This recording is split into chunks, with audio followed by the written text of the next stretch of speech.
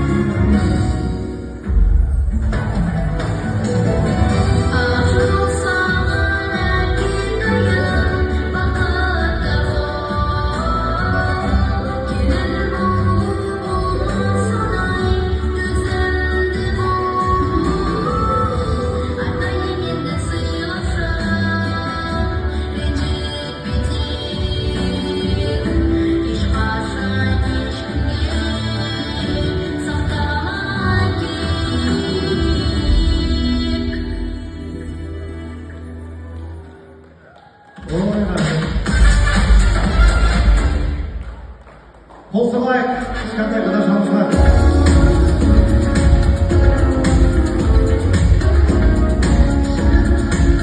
Алла болса, асылыңыз үлкен азаматша болсын, биік белестерде көріне беруіне тілектесіміз. Аман болыңыз.